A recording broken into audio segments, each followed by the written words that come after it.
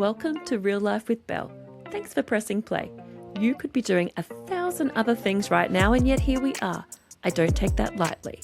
If you're enjoying the conversations, learning something, or quietly rethinking your life choices, make sure to hit follow or subscribe so you don't miss future episodes. And if you're feeling mildly motivated, leaving a review is a big help. It tells the algorithm this podcast is worth sticking around for. All right, gratitude expressed. Let's get on with real life. Listen up, me mateys. On this episode of Real Life with Belle, we are going to learn about a mighty warship built to dazzle a king. The year is 1628, and we're going to Stockholm, Sweden.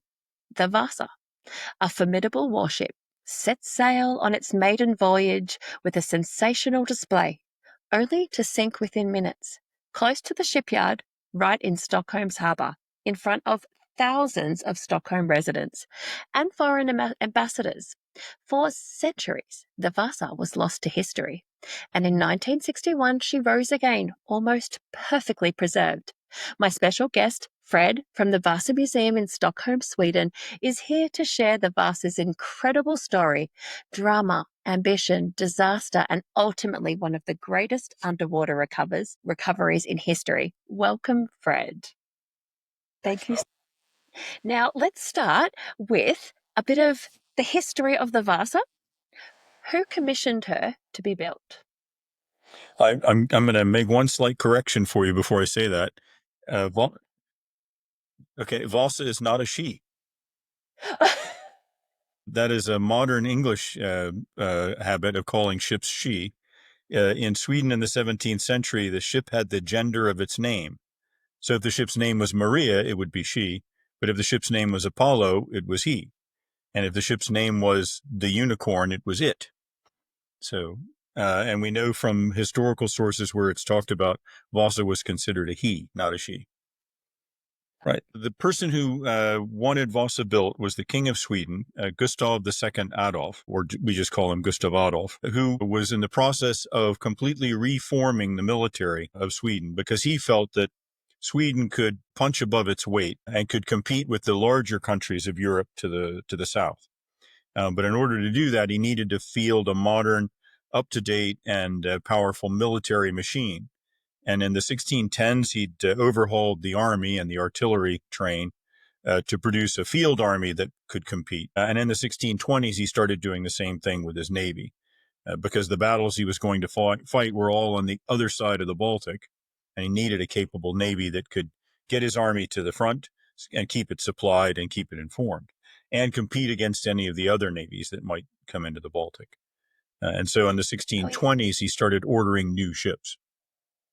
Well, the Sweden's enemies in those days were to the east. You had Russia, which had largely been subdued by at the beginning of his reign, and really didn't play a role in 17th century. In the south, you had Poland, Lithuania, which was ruled by Gustav Adolf's first cousin, who also claimed to be the king of Sweden, and so there was a dynastic squabble there. You also had Germany and the German Empire. Also to the south, and then to the west, you had Denmark and Norway under the same king. And so all of those were potential enemies. And in fact, Sweden fought wars against all of them in the course of the 17th century. Wow. So are we thinking, so he was by birth, this Gustav was by birth the king, but his cousin across the sea wanted that position. Well, his cousin Sigmund had been king of Sweden in the 1590s, but he was Catholic, and he was also the king of Poland and Grand Duke of Lithuania. And it's actually really difficult to be the king of two different countries at the same time, especially if they have different languages, different systems of government, different religions, Catholic versus Lutheran, and competing economic interests. And so Gustav Adolf's father, who was Sigismund's uncle, decided that he needed to be got rid of. So he started a rebellion and threw Sigismund out of Sweden and then made himself king as Karl IX. And then his son, Gustav Adolf, succeeded him. So Sigismund believed that his throne had been usurped. and that he was still the rightful king of Sweden. And then Gustav Adolf believed that he had not that they were not usurpers, but that Sigismund had been lawfully deposed because he had not been looking out for the interests of Sweden. And so that was a long festering conflict between the kings of Sweden and Denmark, or Sweden and Poland, until the 1660s. So was that an army battle? Well, there were battles within Sweden during the Civil War of the 1590s. There were also naval maneuvers, and then in 1621, Gustav Adolf decided to teach his cousin a lesson, and so he invaded Poland. Started in Lithuania, invaded and took the city of Riga, and then fought a series of land campaigns with his army, trying to move south and west from Riga until he could capture Warsaw. So there's a serious history there. Now, so the ship. So we have a fleet. We have a fleet. We were able to run some war campaigns. All Tell me right. about the Vasa. What was the idea behind building this ship? Well, Vasa really embodies the king's vision of what naval warfare was going to be. Very different from what the Navy thought naval warfare was going to be. The typical Swedish warship had about somewhere between 20 and 30 guns, and usually the biggest ships were armed with 12 pounders. That is a cannon that fires a ball that weighs 12 pounds, and only on one deck of guns. But the king's vision of the future was that naval warfare would be artillery duels between these heavily armed gun platforms, much bigger ships, many more guns, and much heavier guns. And so in the winter of 1624, 1625, he signed a contract for the construction of 4 new ships. 2 of those would be the traditional kind that the Navy was used to. And then the other 2 would be an entirely new type with 2 full decks of guns and much heavier guns, 24 pounders instead of 12 pounders. Because he believed that the naval weapon of the future was cannon, the Navy still believed that the primary weapon of a ship was its crew, and that naval actions would be decided by boarding, by hand-to-hand combat, by men armed with axes and spears. And he had a different idea. Well, a very different idea that he was a keen artillerist himself. He was very passionately interested in and knowledgeable about cannon and artillery and how you would use those on the battlefield. And so he thought that the Navy could benefit from better artillery as well. And so he started thinking about not just new ships, but new kinds of ships that would be designed around artillery as the main weapon. And did he have his own shipbuilders or did he engage somebody in particular? Well, just in the 1620s, the state was attempting an experiment in privatization, we would call it today, or outsourcing. And that is, instead of the Navy building its own ships at a state-run shipyard, instead they leased the state's shipyard to private entrepreneurs, to businessmen, and then simply paid them cash to deliver ships. It was a system that only lasted about 10 years and ended up not working because the tax base they had created that also used private entrepreneurs just didn't function. But it did shift Sweden onto a cash basis for its government. But so these private entrepreneurs were given a contract and then were to be paid cash, and in return, they would deliver the ships. And this ship behind me is one of those ships. This is the Vasa.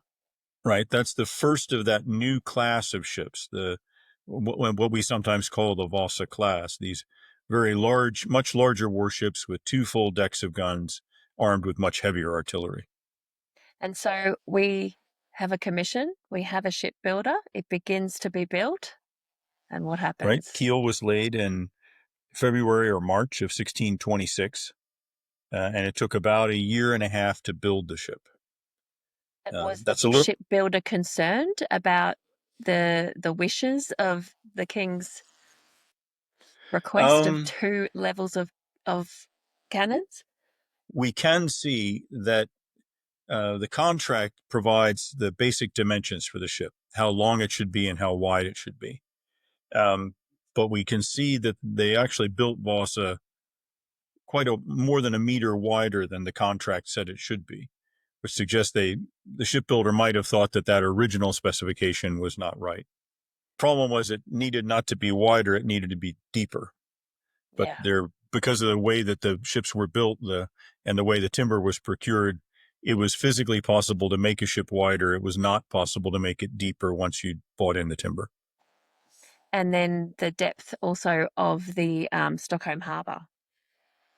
Well, the Stockholm harbor is very deep. I mean, where the ship sank, it's 32 meters deep. So the Swedish waters aren't, for the most part, that shallow. But the shipwright was from the Netherlands, and he was used to building ships in the Dutch style, which are relatively shallow drafted because they're designed for Dutch waters. You don't need to do that in Sweden, but that was the kind of ship that he liked to build. But we also know from other ships that he built that even for a Dutch shipwright, he preferred very, very shallow draft hulls, which is fine if you're only carrying one deck of guns. But if you've got so much height that you're carrying two decks of guns, that kind of shallow hull just doesn't work. So the correspondence would have been obviously by letter. So the king would communicate, I would imagine, with the shipbuilder, or did he just leave that this is what I want, build it? That's actually pretty interesting. The king was on campaign in Poland for most of the time that Vasa was being built, and even when they were starting to think about the design. And so there is some exchange of letters between the king and the vice admiral in charge of procurement, and then the vice admiral would talk to the shipwright. The king didn't write directly to the shipwright. And we see in this exchange of letters in the fall of 1625, there is already some discussion about, based on the contract, in what order the ships that were contracted should be built. And while they were having that discussion, a third of the Navy sank in a single storm off the coast of what's now Latvia. And so there was some scrambling to figure out how could they rebuild the number of ships as quickly as possible. And so the king suggested a third design with the idea that the timber that had already been bought in to build one of the Vasa type ships and one of the smaller ships in the contract could somehow be mixed and matched to build two medium-sized ships. And the shipwright had to explain that it doesn't work that way. We can't do that. But so there was some discussion, and there's enough discussion there and exchanging of dimensions to see that the king was actually pretty knowledgeable. He understood the basic concepts of the shipbuilding process and could understand, once the shipwright explained it, that he was going to have to build a big ship and a small ship. He couldn't build the medium-sized ships. That's later led to a lot of confusion by people who have misread those documents to assume that the design of Vasa was changed, which is not, in fact, the case. There was some discussion before the ship was built about changing the design of the smaller ship, but not changing with the design of Vasa. Vasa is pretty much the ship they intended to build from the beginning. Yeah. And even with the weight distribution issue? Well, yes, the problem there is that the ship is too tall for the amount of ship that's in the water, and it's taller than it needs to be. I can walk around in the gun decks on Vasa without ducking my head, and I'm taller than any sailor of the 17th century. I'm a meter 80, and our average sailor is less than a meter 70. And so there's So a lot of headroom in the decks that doesn't need to be there. had that extra deck room have been shortened, could there have Right. been a different outcome for the sailing of the ship? There could well have been. And the other, combined with the fact that the decks are too tall, they're too heavily built. All the deck beams are much bigger than they really need to be for the weights they're carrying. They're too closely spaced. There's too many of them, which makes the deck structure itself much heavier than it needs to be. And so that's a lot of extra weight high up in the ship, which also Yeah, contributes to making the ship top heavy. yeah, very top heavy. And am I right in saying that halfway through the build, the ship builder passed away and a new builder came in? He had been ill all through construction and gradually had been handing over more responsibility to his number one assistant, who was also a master shipwright. They're both named Henrik, which gets to be a little confusing. So Henrik Hubertsson is the guy who signed the contract, and then he handed off responsibility to another Henrik Jakobsen, although we normally call him Hein Jakobsen, which is a Dutch nickname for Henrik. He'd been on board since the beginning. Right, he'd been Yes. working there at the Navy Yard for 5 years before they started working on Vasa. And he was quite an accomplished shipwright. In fact, he built better ships than Master Henrik Hubertson did. So he gradually took over more and more responsibility for Vasa as Henrik Hubertson got more and more ill. But yeah, Henrik died. The designer died about the time that the ship was being launched. But he had handed off responsibility for supervising its construction quite a few months before that. And were they confident at that time that this was a floatable ship? That's a good question. And there are some indications that they might have already been worried even before it was in the water. Because there's a while before Vasa was launched, Hein Jakobsen started building the second big ship, Vasa's sister ship, in theory to the same design. That's a ship named Eplet, or the Apple. And we can see that ship he built a meter wider than Vasa, even before he knew that Vasa was unstable. So before he'd even launched Vasa, he'd already decided to build the next ship to theoretically the same design. He built and added yet another meter of width to it, which suggests that he thought Vasa was probably going to have some problems. Still 2 levels of guns on that ship? Otherwise the same length, same depth, still 2 decks of guns, same number of gun ports. I heard a story that when they were testing the floatability of Vasa, that the crewmen would run from one side to the other. Right, it's called sallying the ship. And sometimes that's portrayed as a stability test, but it was really a demonstration. It's reported in the inquest after the ship sank that the captain, who was responsible for supervising the construction of Vasa, dragged the admiral in charge of procurement down to the ship, and then had him watch while he ordered 30 sailors to run back and forth across the upper deck to make the ship roll, to show the admiral that the ship wasn't safe. He was trying to stop the ship from being sent to sea because before it could be fixed. And the admiral was heard to remark at the time that he wished the king were at home. So, in other words, so the king could make a decision about what to do, and he wouldn't have to take the responsibility. He ordered the ship to sea. The one thing he did do was he replaced the man who was supposed to be Vasa's captain with the man who had organized this demonstration, who had been supervising the construction. Not a bad idea, really, because that person, whose name was Suffring Hansen, presumably knew more about the ship, knew the ship better than anyone else. So he would be the logical person to put in charge of sailing a brand new ship with questionable behavior. And for the very first sailing of the ship, for the launch, where was the Vasa to go? Vasa was supposed to be the flagship of a small reserve squadron of 4 ships that would stay in Swedish waters awaiting orders, because the Swedish Navy was in that year, in 1628, was fighting in 2 different theaters. They were assisting to relieve the siege of Stralsund in Germany, and they were blockading the Polish port of Gdańsk. And so wasn't sure where reinforcements would be needed. So they were keeping a squadron of reserve ships that could be sent to either one of those places. So Vasa was only based in the Stockholm archipelago, in Swedish waters, and awaiting orders. And it was relatively late in the season by then when Vasa sailed in August. So they had enough food and water and items to be sitting in the archipelago for quite a while? Not really. The ship isn't very well provisioned yet, because there was a reprovisioning base where it was going to be stationed. And so they would take on more food if they were going to sail away from the country. There's two large storage rooms in the hold where they probably would have stored provisions that are largely empty when the ship was found. There is a storage room for meat, for salted meat that's full, 65 barrels of salted beef and pork and mutton.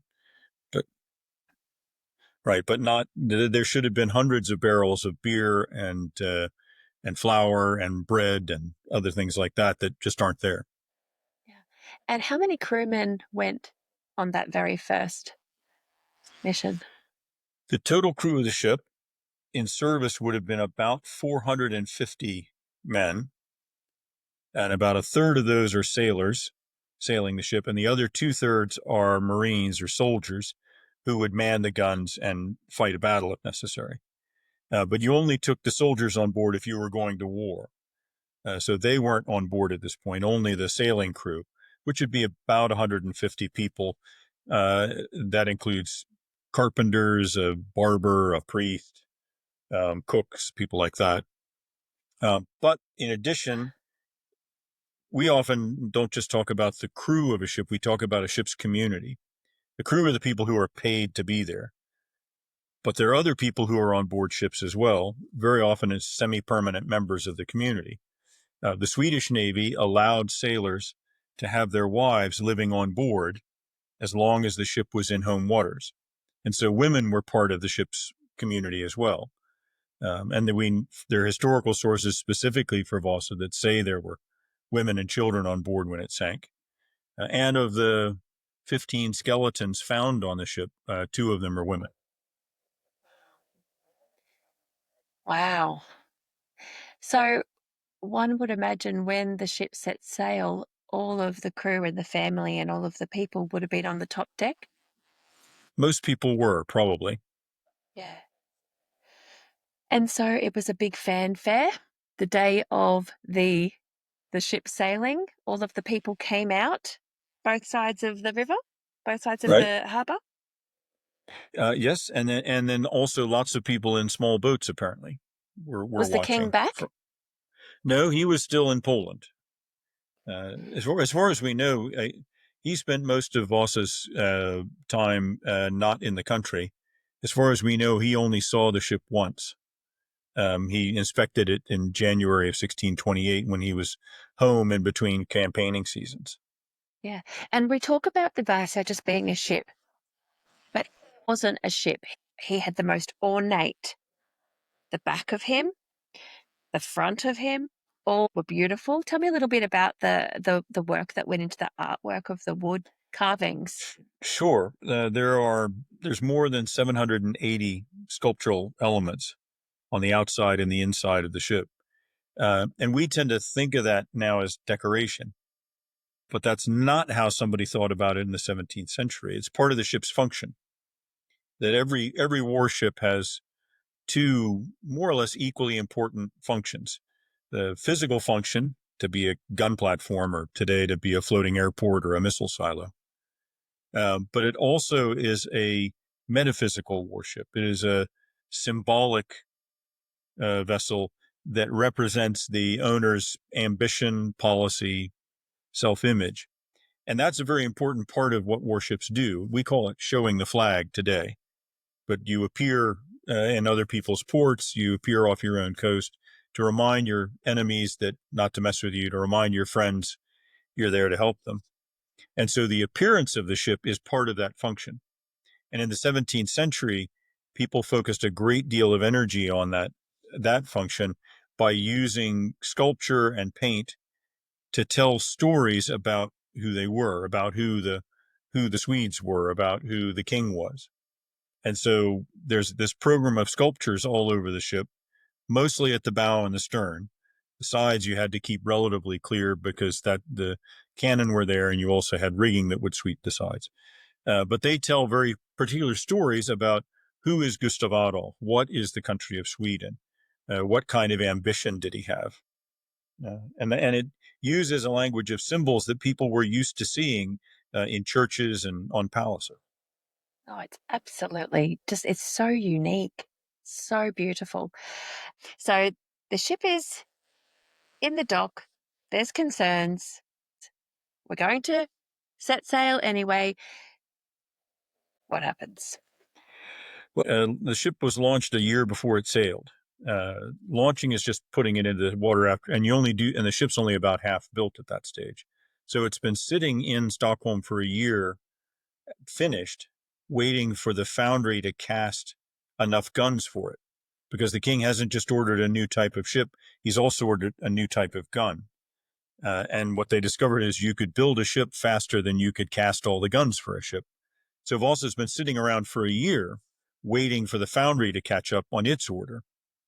This has become something of a minor scandal that this ship should be going to sea, and it should be going to sea, and it should be going to sea, but the foundry hasn't delivered the guns yet.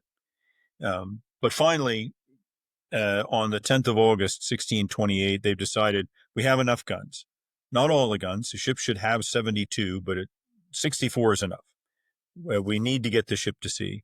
And so on a Sunday afternoon at about 4 o'clock, it cast off from the palace, which was also the arsenal, was towed along the waterfront into a very, very weak southerly breeze until it got to the southern end of the harbor at a place called Slussen today, where it then turned left and headed east, cast and then set 4 sails. It only had 4 of its 10 sails even bent onto the yards.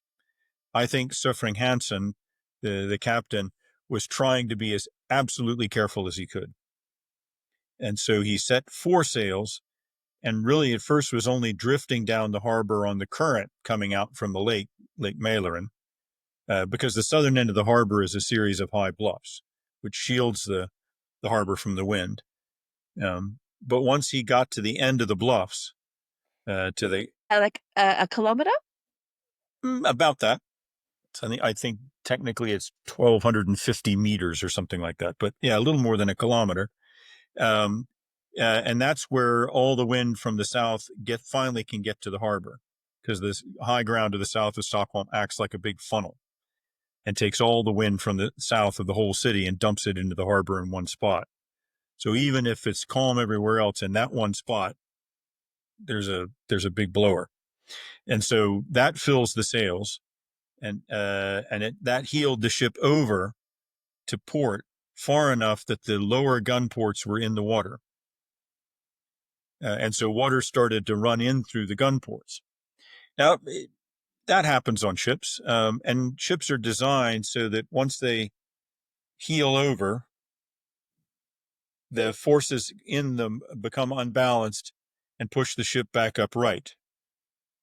The problem with Vasa is, because the weight is so high up in the ship, once it heels to about here, it becomes stable. The forces balance here instead of here, so it's balanced with water running in through the gun ports. And so water simply continued to run in through the gun ports until it filled the deck and ran down the hatches into the hold and filled the ship, and it sank. And we think that might not have taken more than about 10 minutes. 10 minutes. And are the people on the shore still able to see Vasa? There are still people on the shore. Vasa's just past the most populated part of the city, but there are people standing along the shore on both sides. And I suppose some sallying might have been tried at that same time, everyone trying to run to the other side of the ship to steady. Well, what they did try was they sent sailors below decks to try to haul the guns that were on the low port side, to haul them over to the other side of the ship to try to get it to right itself. But they didn't succeed in doing that. We can see from the archaeological situation, when the ship was excavated, all of the guns were still tied at their gun ports. So that they didn't have enough time to even get them loose and pull them up to the starboard side. Do we have survivors? Most of the people on board survived. We don't know exactly how many people were on board, because we don't know how many guests there were. We know how many crew there should have been, but we estimate there were somewhere between 150 and 200, maybe as many as 250 people on board. Almost all of those people were on the upper deck, and once the ship sank, they simply swam to shore. If you couldn't swim, not everybody can. Even once the ship came to rest on the bottom, the masts were out of the water, so you could hold on to the rigging until a boat picked you up. And we have at least one record of lots of boats that were following the ship came in and plucked people out of the water. It was really just the people who were trapped below decks who died, and that's only about 30 people. Unbelievable. Vasa is now at the bottom of the Stockholm harbour, and the other ships continue to be built. The Eplet had actually been launched by that point and was in the process of being rigged when Vasa sank. Still with 2 levels of cannon? Still was two levels of cannon, although for its first 2 seasons it wasn't actually armed.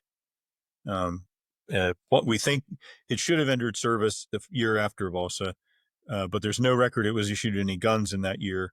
And then the following year, it was used as a transport to carry troops to Germany, but probably unarmed.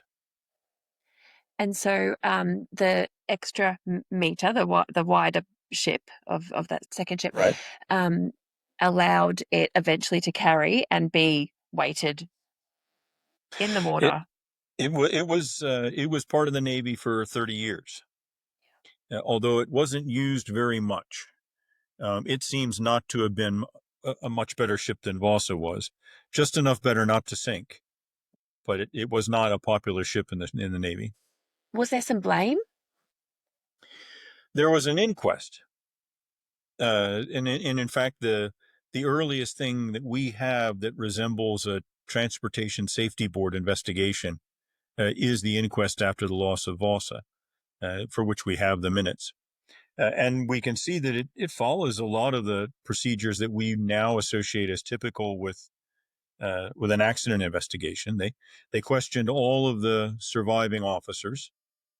They questioned the builders, and they had a panel of experts to evaluate the evidence to try to figure out. Well, excuse me, to try to figure out 2 things: what had happened, but also whose fault it was. It's like any government inquiry. The real object of a government inquiry is to figure out who's going to carry the can. And in this case, the questioning focused on areas that were often the problem in big ships. One was ballasting, that is, heavy weights you put in the bottom of the ship to keep the center of gravity low. In Voss's case, it's stone, granite. It also questioned on whether the guns were secured or not. One of the things that could sink a ship is if the guns got loose and rolled all to one side of the ship. That's enough weight to heel it over. And it was testified by the master of artillery on board that no, all the guns were secured. And we can see from the archaeology that he was telling the truth. And then there was also questions about were the crew drunk. Several people were asked that. My favorite answer in the inquest was from the ship's bosun, Per Bertilsson, who was asked, "Were you drunk?" And he said, "The only thing I had to drink was the wine at communion," so that he was in the clear. And then they also discussed about. Then they questioned the designer or the builder, Hein Jacobsen, and Arent de Groot, the business partner, about the design of the ship. The ship was okay. Well, we'll accept the ship was well built, but was it badly designed and badly proportioned? And it's clear that that's what everybody thought. Everybody understood that the problem with Vasa was that it was a bad design.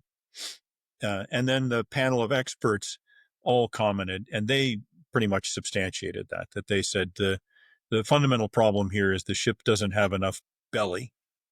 And what they meant is there's not enough underbody, there's not enough ship in the water, and that the upper works of the ship are too tall and too heavily built.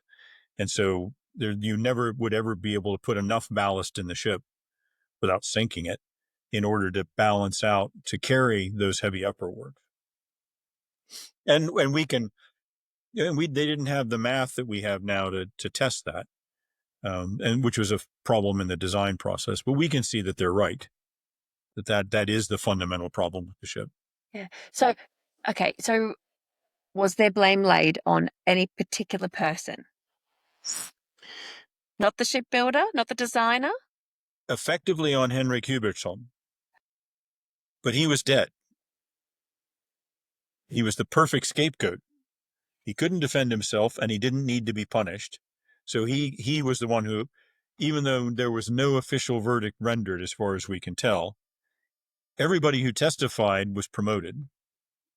It didn't seem to hurt their careers at all.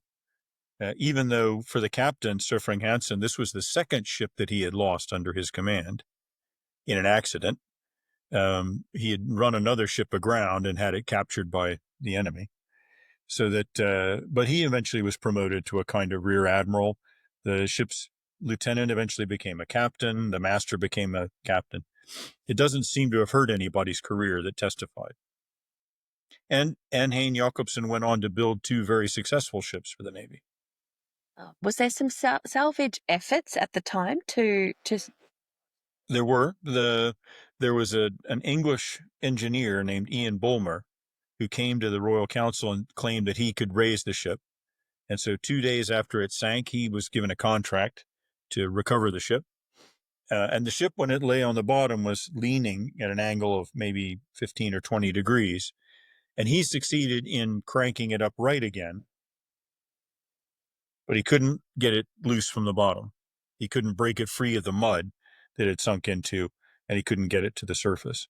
And there were attempts all through the next couple of years into the 1630s to try to recover the ship. And in fact, when the ship was found, there were over 50 anchors stuck in it. That was the remains of all of these attempts to raise the ship in the 1620s and 1630s. So at the time, did they salvage anything from inside the ship if they couldn't raise the ship? Did they take some cannons, or is there anything that they salvaged at the time? It doesn't look like they salvaged anything immediately, but about 35 years after the ship sank, a pair of entrepreneurs took a diving bell, one of the earliest commercially successful diving bells, to the ship, and they recovered almost all of the ship's cannon, which they were allowed to keep according to their contract. And they exported those. They sold those in Germany to be melted down to make new cannon. And that would have been like 1670, roughly.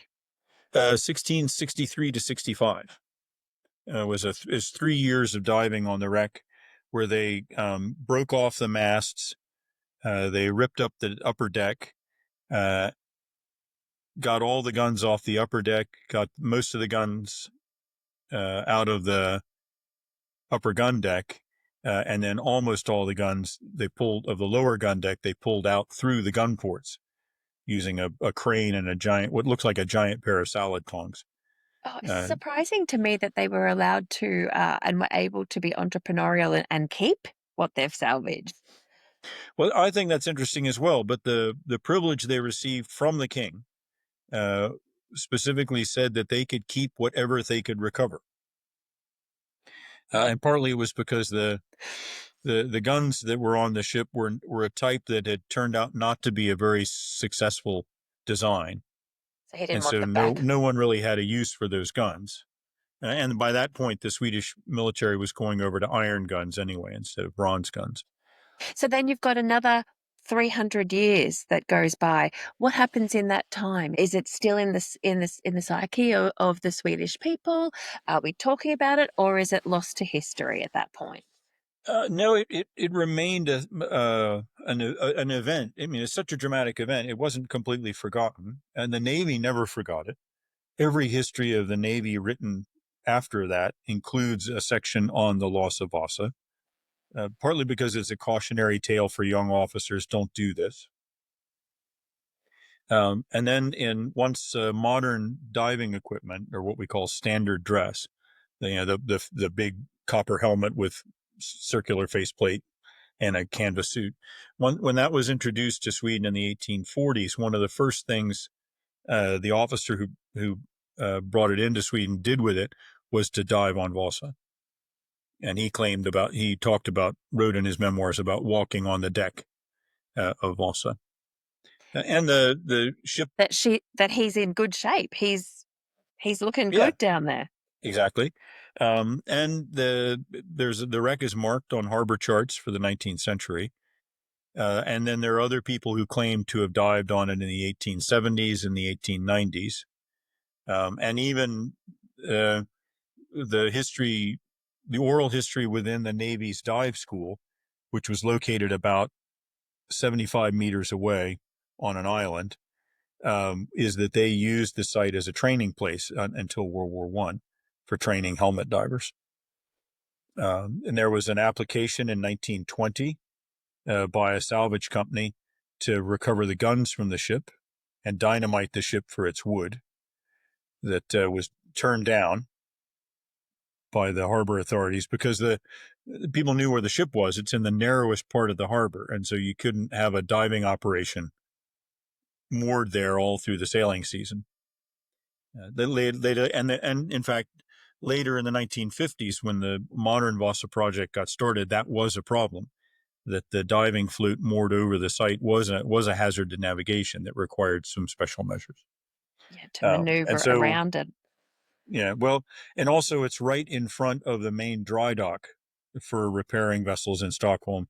And so anytime a ship needs to get in and out of the dry dock, you had to move the whole diving operation. And that they eventually got to the point where they could do that in like half an hour, and on swinging moorings and all sorts of things. But so there was never the knowledge about the wreck never completely disappeared. It just became more and more. Well, it became less and less interesting. There Yeah. were fewer people interested because of what you could do with it. And it wasn't until the 1950s that an engineer who worked for the Navy was passionately interested in the Navy's history. And so he set himself the task of finding 12 famous naval wrecks from the 16th and 17th centuries. And he did find the two most spectacular. He found Vasa in 1956, and then in 1980 he found a ship called Kronen, which is even larger and more ornate than Vasa is, although And was that a it Swedish ship as well? also a Swedish ship, although it blew up and sank in a battle, so it's lying on the bottom in pieces. I've dived on it; it's spectacular, but it's not an intact ship like Vasa. And so he started looking in 1954 to locate the vessel, and by the summer of 1956, he had found it, relocated it. Not surprisingly, exactly where the harbor charts of the 1850s says it is. Yeah, Uh, and for the listeners, Vasa is intact. And when I say that, he's actually perfect. The way that he has been displayed at the Vasa Museum, he is the most magnificent ship I've ever seen in my life. well, it's we have about 98% of the original timber of the ship, so Unbelievable.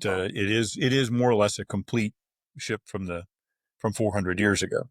So he comes along in the 1950s. We're talking 300 and something years now, and he would like the contract to raise the ship. How did he do so? Well, what Francine did was that he persuaded the key actors to all get together to do the project. He persuaded his employer, the Navy, to do that. And it happened that the commander of the Navy's diving assets was the son and grandson of an historian and an archaeologist. And so he had a passionate interest in history. So he was willing to devote the Navy's diving assets to doing this. He persuaded the National Heritage Board to provide conservation expertise. He persuaded the National Maritime Museum to provide museum expertise. And he convinced the largest private towing and salvage company in Scandinavia, Broströms, to provide their expertise for the actual raising, and all of them to do it for free. And so all of these people, out of their normal operating budgets, uh, put together their resources to recover the ship. The Navy provided the divers. Broströms provided the salvage vessels at the surface. Heritage Board provided conservators, and the Maritime Museum provided curators. And so all of these actors got welded into this consortium, originally called the Vasa Committee, and then later called the Vasa Board. And then the king's son, Prince Bertil, was appointed the head of the board, the most popular member of the royal family, and quite quite well known and beloved, and so he acted as the chief fundraiser where money was needed, and the person who could all go to anyone in the country and ask them to do stuff, and he could persuade them to do it.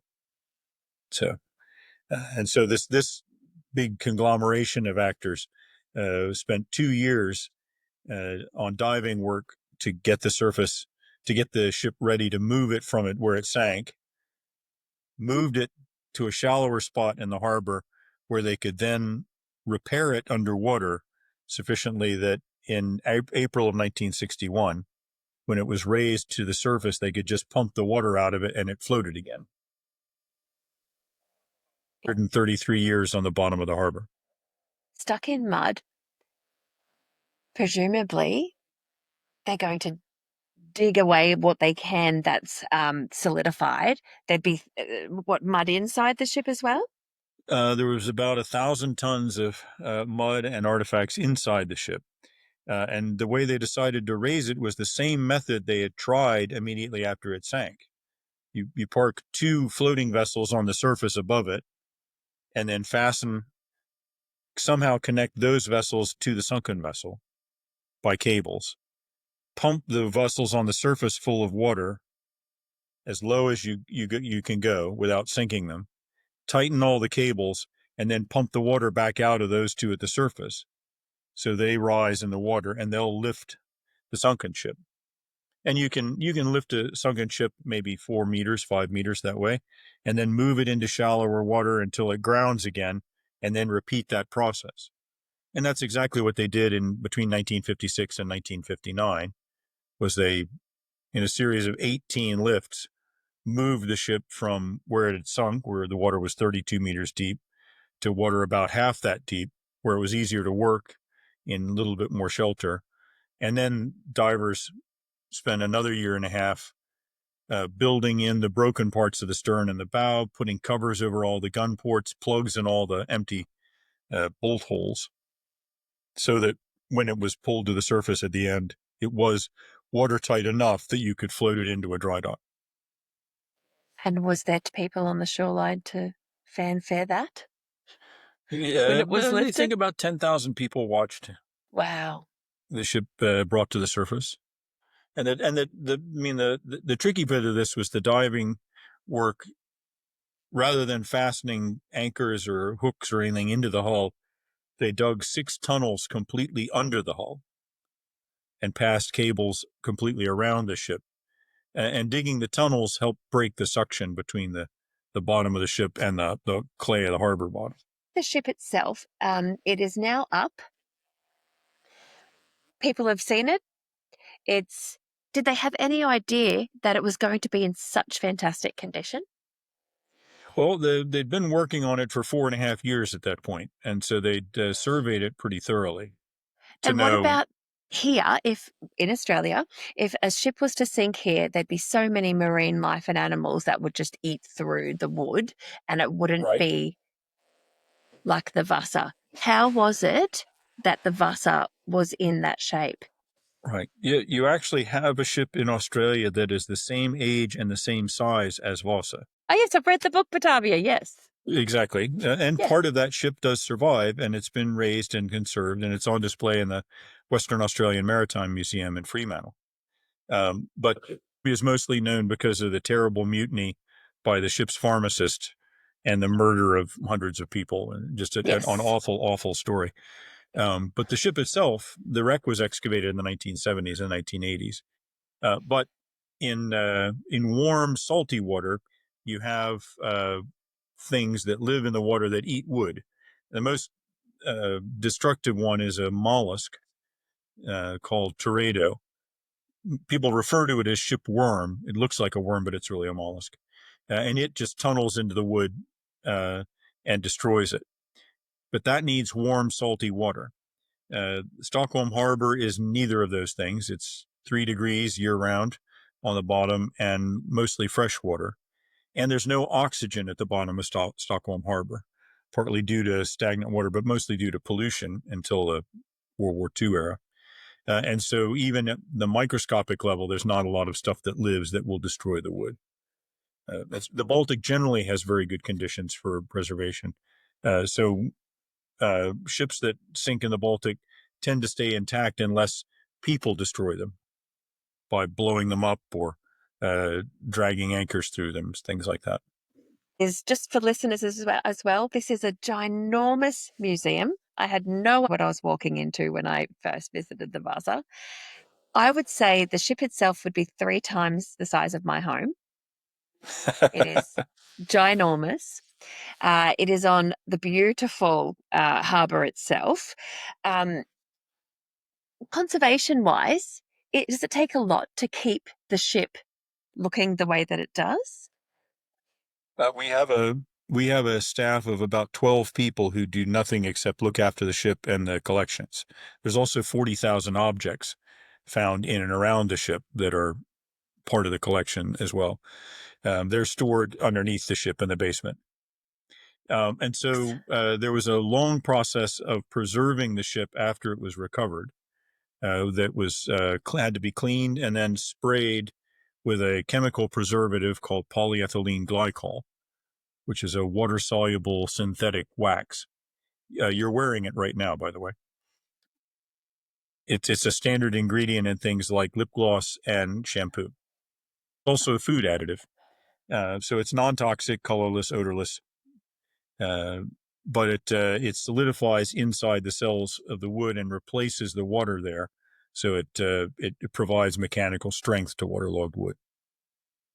So the ship was sprayed with that for 17 years to get a high enough concentration in the wood that it would stabilize it.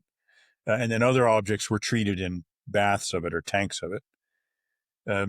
Metal objects had to be treated by other chemical processes. But then that process never really stops. We can't stop the process of decay. We can slow it down and we can challenge it, but we can't ever completely stop it. And so there's always new conservation challenges that we face. Right now, it was discovered already by the 1990s that the support structure that the ship sits in, a big steel cradle, really was not very well. It was not very well oriented to how the ship itself distributes its weight, and so the support elements aren't under the heavy spots in the hull. And so we're in the process now of replacing that support structure with an entirely new, much more sophisticated structure. And just the design process for that has been over 10 years. And then the fabrication and installation process is probably going to take us 3 years altogether until we've replaced the original structure with that support structure, which is partly complicated by the fact we can't just move the ship off the old cradle, build a new cradle, and move it back. We have to replace it piece by piece without moving the ship. One of the things we also wanted to do is to make the ship more understandable to visitors. And the new support cradle, although it will have more elements, those elements are much smaller and they're more tightly fitted to the ship. And so you'll have a much better sense of the shape of the ship underwater than you do with the current big blocky steel structure that was built in the 1960s. Port elements where they are is actually bad for the ship. So we need to remove those as well. What year was the museum opened? The museum that we're in now was opened officially in 1990, although it was half open, sort of a soft open the year before, the summer of 1989. And where the museum sits, is that close to where the Vasa sunk? It's about 600 meters, 500 meters from where it sank. As I like to say, you can see Vasa's entire career from the laying of the keel until today from the roof of our museum. Directly behind the museum is the Naval Cemetery. And then behind that is a very big, grand building that is the Nordic Museum, the Museum of Scandinavian Cultures, that was built in the 1890s. And then just the Navy buildings that survive in this area are, to one side, there's a nightclub called Josephine that is the old canteen for the Navy Yard. that's been redeveloped into a nightclub. And then in the other direction, along the waterfront, there's a series of sheds, some from World War II for torpedo boats, but there's two there built in the 1740s for the Stockholm galley fleet. And those two are now the Spirits Museum, the Alcohol Museum of Swedish Drinking Culture.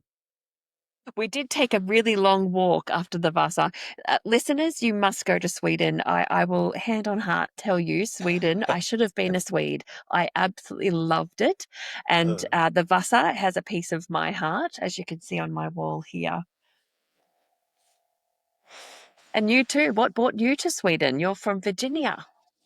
I am. I grew up in the United States. I studied maritime archaeology, and was a professor of maritime archaeology at Texas A&M University, and then was recruited away first to the National Museum of Denmark, and based at the Viking Ship Museum in Roskilde for a few years before I was headhunted by the Vasa Museum to be the head of research. So I came here for work, and in my field. Being asked to be the head of research at Vasa is like being picked for the all-star team. There's not really a better job in my field than this. So, And is the Vasa, in your opinion, more formidable than any of the Viking ships in Denmark that you've got? oh, I wouldn't dare say that if there are Danes listening. Um, I, the way I think about that is every country every country that has a coastline has an iconic ship that somehow embodies its image of itself.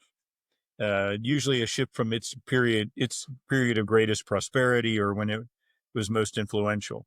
And in Scandinavia, Western Scandinavia, and Denmark and Norway, it's Vikings. It's all Vikings all the time. It's very hard to get funding in Denmark to excavate a shipwreck that's not a Viking ship. And so, because in the Viking Age, the Vikings, of Denmark and Norway were world beaters. They conquered England, they conquered Normandy, they sacked towns in Italy. That's their period of international influence. Swedish Vikings went east and traveled through Russia, served in the bodyguard of the Byzantine emperor. But for Swedes, that iconic period isn't the Viking Age, it's the 17th century, what Swedes call the Great Power period, when Sweden was a dominant regional power. And so Vasa is the embodiment of that period, just like the Viking ships at Roskilde are the embodiment of that period. In England, it's either the Tudors or Nelson's Navy. And so in England, you have Mary Rose, Henry VIII's warship, and you have Victory, Nelson's ship from Trafalgar. In the United States, you have USS Monitor, a ship from the American Civil War. So I think every country has, a wreck like that or a ship like that somehow. Yeah. So you've got you're a big enough country that you can afford more than one. And so you've got Batavia, which is the first Europeans coming to Australasia, and then you also have Endeavour, but you also you also are the home of the world's oldest seafarers, because the very first people who came to Australia had to do it by water. The indigenous. And so the indigenous people of Australia who have been there for what, 100,000 years, 50,000, a very, very long time, are in fact some of the earliest evidence of seafaring in the world, probably from Southeast Asia. Yeah, it's interesting. Last week, I interviewed a Indigenous author of Dark Emu. Have you heard of Bruce Pascoe? No, he wrote a book. It's called Dark Emu, and it goes against all of the Indigenous history. So at school, we are taught here that Australia was terra nullius. So when Captain Cook came, and then in 1788, when the Europeans came along, uh, it was told to us that Indigenous Australians and First Nations people didn't have aquaculture or agriculture. They didn't have settlements. Well, Bruce Pascoe is Indigenous, and he's a historian at the Victorian University, and he's found evidence that shows the agriculture, and the settlements. And we were talking about the age of Indigenous people, and I said, 65,000 years. And he said, more. And he kept saying, more, more, more. He said, the more research that's being done, it is looking like 100,000. Yeah. Well, and how did they get there? They had, That's the so they had to question. cross water That's to the get there. question. So the indigenous people of Australia are the oldest seafarers known. So with my guests, I always end with the same question. Fred, have you seen a UFO or a ghost? Okay, and you, all right. I no, I've never seen a UFO. I've never seen a ghost. Right. Well, I've never seen a ghost. Uh, but I've been in some spooky places. That that give you can feel history haunting them. My brother's house in West Virginia has was used in the Civil War, and so it's a little spooky. And my father had a house that was even older that my brother wouldn't after a while refuse to go in. And I've been to historical places where you can feel the weight of history, and that's a kind of a ghostly feeling. That's an energy. Yeah, like the Little Bighorn battlefield. You really get a sense of what happened there. But you're going to ask, is there a Vasa ghost or a Vasa curse? So just to reiterate, I have never seen a UFO or a ghost, but Right. with my guests, there's a lot of different answers. So I'm just intrigued. All three of my children have seen ghosts and had the same experience, but I have never. So Yeah. that's my interest. But with you, it's a bit different. It's about the Vasa. Right. Well, there were 30 people who died there, and we have the remains of 15 of them. And I've handled those people quite a lot in the course of studying them. But I do like to joke that there is a Vasa curse. And that is that 20 years ago, when we started a project to look at the human remains and to try to learn as much as we could from them, that we wanted to get a sense of who they were. And in fact, we just published 20 years of research into that field. I'll plug the book we just published this year, Do it. which is In Life and Death, a study of the human remains from Vasa. When that Beautiful. started, it was just becoming common to try to analyze DNA from archaeological remains. And so we partnered with a DNA lab at Uppsala University to see if they could extract DNA from our skeletons. And one of the best places for DNA to be preserved is in your teeth. And so we decided that we would start that process to generate a baseline. We would extract one tooth, a molar, from each skull of 10 people to see if we could get DNA out of them. And I was the director of research, and I made the decision that it was worthwhile to sacrifice these teeth. We would do that. And then my wife, who was the head of conservation and the daughter of a dentist, said that she would take responsibility for extracting a tooth without damaging any of the surrounding bone. And so she did the same thing. And so we sent these teeth off. And within a month of us making the decision to do that and do that, Stop it. both of us had to have a Retribution. molar removed. Both of you. So for our So listeners, I joke that Fred that's the Vasa has lost curse. a molar and your wife as well. Yep. And then 10 years later, DNA techniques had improved. And so we wanted to do a second round. And this time the, the DNA specialist said they wanted to take, examples by sawing through the leg bones. And I said, I'm out. Yep. I'll lose a tooth. I'm not losing a leg. No, we ended up taking. Eventually, we extracted successfully about 65 bone samples, from which we've gotten the DNA that lets us match disassociated elements back to the remains, and we've learned things about those people. Some stuff is not exactly shocking. They're mostly blonde and blue eyed. We can see that from DNA. And we learned really trivial, historically unimportant stuff like who had wet earwax and who had dry earwax. Oh, But we can also see if people are related.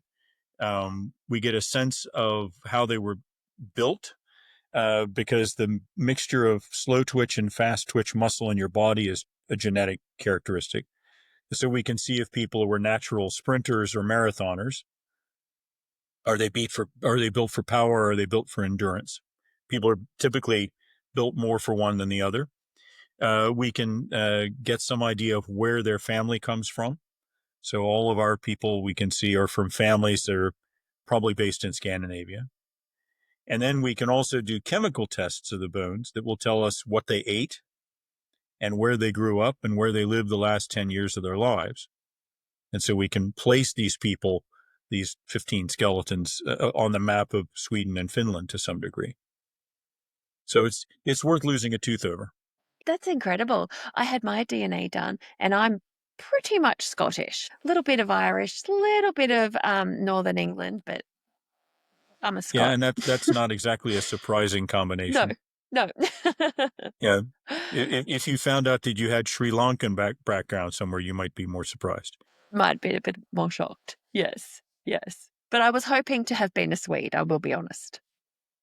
Well, and the thing that those tell you, especially in modern populations, because we are so mixed now, it's actually easier with people from the 17th century because people didn't move around quite so much.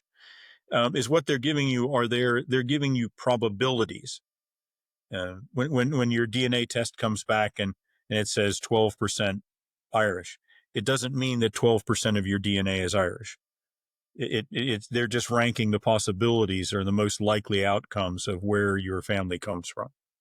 Well, Fred, I honestly thank you so much for coming on with me. Once upon a real life, and you've been a pleasure to chat with. Well, it's been my pleasure, Belle. Thanks a lot. And trust me, I'll be back to the Vasa. I'm going to bring my husband and my family, and we're all going to visit again. Well, give me a call when you do. We'll show you a little behind the scenes as well. Private tour. Thanks for listening to Real Life with Belle and for choosing conversations that are honest, real, and sometimes uncomfortable. If you loved this episode, please follow, subscribe, and leave a review so the stories can keep being shared. Until next time, stay true to yourself, never settle for less, and keep choosing real life, even if it's hard.